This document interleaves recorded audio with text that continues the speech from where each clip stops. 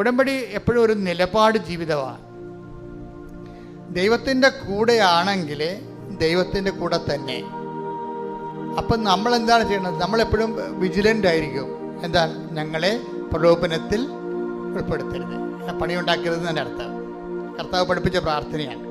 ദൈവത്തിൻ്റെ പക്ഷം ചേരാൻ പത്രോസിന് വാളെടുക്കാനുള്ള അവസരങ്ങൾ ഉണ്ടായിരുന്നു. പത്രോസ് വാളെടുക്കുകയും ചെയ്ത്. അത് കർത്താവിനെ തന്നെ രക്ഷിക്കാൻ വേണ്ടിയാണ് വാളെടുത്തത്. പക്ഷെ കർത്താവ് പറഞ്ഞ് അങ്ങനെ നീ വാളെടുത്ത് എന്നെ രക്ഷിക്കണ്ട എന്ന് പറഞ്ഞ്. അതാണ് സംഭവം. അപ്പം വാൾ ഉറയിലിട്ടിട്ട് അവൻ മാറി നിന്ന് അത് പറഞ്ഞ് ഇപ്പം പിതാവിൻ്റെ സമയമാണ് എന്ന് പറയും. ഇപ്പം നീ എന്നെ ഇങ്ങനെ രക്ഷിച്ചിട്ടും വലിയ കാര്യമില്ല, ഇപ്പം ഇത് ക്ലേശങ്ങളുടെ സമയമാണ്. അപ്പം ഈശോ എന്താ പ്രാർത്ഥിക്കണത്? പിതാവേ, അങ്ങേ പുത്രനെ മഹത്വപ്പെടുത്തണമേ. അതാണ് വിഷയം. അതിനെല്ലാം സമീപനങ്ങളുണ്ട്. സുവിശേഷം കരുത്താർന്നൊരു സമീപനമാണ്. നമ്മൾ വിശുദ്ധിയോടെ തുടരുകയും ചെയ്യണം, അതേസമയം തന്നെ പ്രലോഭനങ്ങളെ അതിജീവിക്കണം. അതേസമയം നമുക്കെതിരെ വരുന്ന ബലപരീക്ഷണങ്ങൾക്ക് ദൈവത്തെ കക്ഷി ചേർക്കുകയും ചെയ്യണം.